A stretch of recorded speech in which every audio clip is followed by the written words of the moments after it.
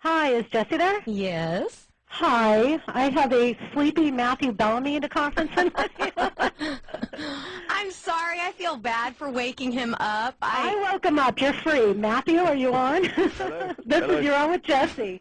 Hey, how's it going? Hi, Matt. I'm sorry. I'm sorry. Oh, no worries. No, it's fine. I'm up. I'm definitely up now.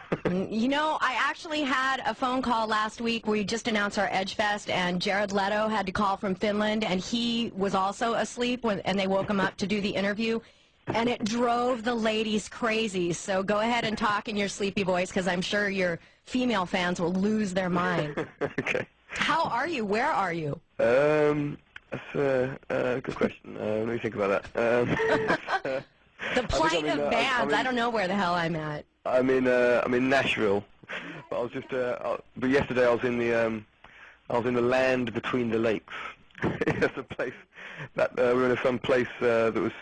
We went out on these ATVs, these kind of quad bikes, somewhere in the middle of Tennessee, and it was just called the land between the lakes. Fun. How was that? Wow. Oh, it was really cool. Yeah, we ripped across the beach in the woods and all this kind of stuff, and yeah, we had a good day. Well, I'm actually glad that you brought up the beach, because when I was preparing for this interview, I found a really beautiful interview with you. I think it was with your hometown news station, because I guess you guys did like this huge show last year in your hometown of is it Tinmouth and Devon? Oh, Tinmouth, yeah. Well, it was amazing because the news reporter was so excited, and she said that the Muse show there was the biggest event since 1967 when the Beatles came, and the Beatles didn't even play. They just slept there? Right. Well, that's kind of I mean, it's funny. The Beatles slept here, but now they can change those signs to Muse grew up here? Exactly, yeah. Yeah, that was great. It was like a homecoming gig for us, you know. It was like the first time we'd played in that town since we were kids or something, you know, like since about 15, 16, and it was great playing to all these, the crowd was pretty much all of our old school friends and ex-girlfriends, so it was pretty, well, I was going to ask, did you bumped into the first girl you ever kissed? Yeah, and yeah, bumped into all those, the first girl that I tried to kiss and failed, and the first girl that I actually did kiss, my first girlfriend. Well, I bet she's kicking herself now. She's pregnant. She's got 2 kids now. So. Oh my! And here you are taking over the world. I win.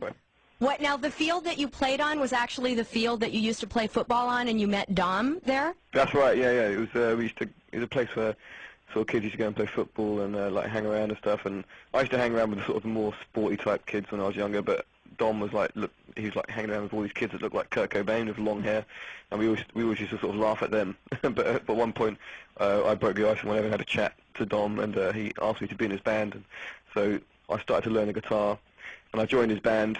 But you know, I looked like a kind of sport guy, you know, like hanging around with all these kind of grunge kids. So I didn't really fit in, but within about 3 or 4 years, I had long hair as well, so I kind of gradually adapted. Was this when you guys were originally called the Rocket Baby Dolls? That's right, yeah, Rocket Baby Dolls. That was the first band we started, yeah. Now, was the CD by the Rocket Baby Dolls, or the tape, whatever you had, was that the one that the mayor threw away? I heard something about the mayor of the town said he didn't like it and he threw it in the rubbish bin. That was actually Muse, believe it or not. That was our first Muse record. It was the first Muse EP that we made. It had like 4 or 5 songs on, and the mayor had a picture of himself on the front of the newspaper throwing it in the bin. On the newspaper? No! And that was the same mayor. That was the same mayor that was like trying to do photos with us when we came to do the gig and wanted to come on stage and introduce us and everything. And did you let him? No, we said no. I think that would be a little bit inappropriate due to the fact that you threw our CD in the bin. Did you take the picture and say, "This was you 10 years ago"? You're a fool. Exactly. Yeah, he was just in total denial. You know. What? Did you end up running? I heard about your teacher that was very supportive, Jill Bird. Was she at that show? Oh, she was there. Yeah, it was great to see her. Yeah. She was. In fact, she was like a really kind of far out music teacher, because the music department was way off and all the kids used to go there and sort of do things that you could never do in the school, which I can't mention, but basically it was a place where kids would party, and she was kind of a very, very liberal teacher who just let kids do anything they wanted, basically. So we'd all end up going to the music department, and she would let us have band practices there after hours and all this kind of stuff. So she was very cool. Her heart must have exploded watching you come back and be hometown heroes. How amazing was that for her? Oh yeah, she loved it. Yeah, she was all over it. She was very, very emotional. In all the interviews that I've read with you, you talk quite a bit about how music is where you get to explore everything that you weren't necessarily taught in school. I mean, schools kind of have this cookie-cutter way of teaching kids by rote, and I've read that since you've gotten out of school, you're kind of a research hound, and you do find a lot of conspiracy theories, but you take stuff with a grain of salt, but you kind of apply that to especially your lyrical content in an effort to kind of galvanize people globally to wake up.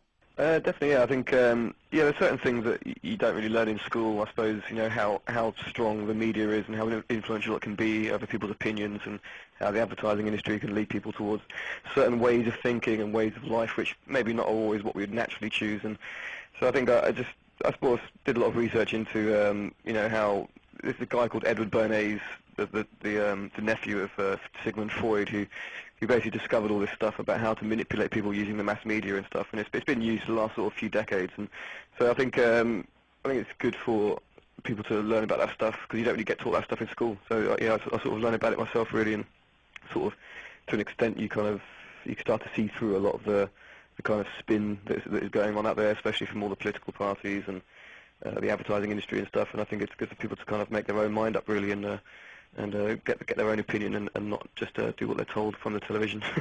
No, that's interesting. I've actually done some research lately. I found some books about consumer psychology, and it's actually kind of horrifying and kind of a testament to the idea that occasionally ignorance can be bliss.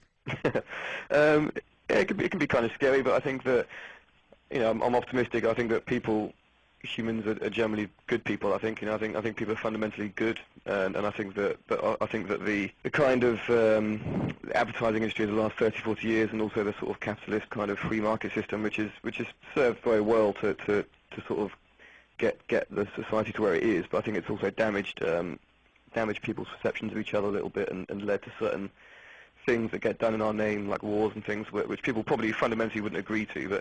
But I think that the more people research about it, the more they're able to actually just kind of make their own opinion, really. And I think when people get to that point, they will usually find out that decisions are much better made and much more caring for their fellow people and all that kind of stuff. I think a lot of the time we're isolated from each other deliberately, and to be kind of as you said, like kind of consumers and basically products, but we're much more than that, obviously, and I think people are waking up to that. Yeah. I was intrigued by some of the books that I had read, kind of inspired some of the lyrical content on the resistance, and the one that really captured my attention was the one by John Perkins, The Diary of an Economic Hitman. Oh yeah, that's a great book. Yeah. How did you find that? Because I had bumped into John Perkins' work before, because I knew of his work dealing with shamans and shape-shifting.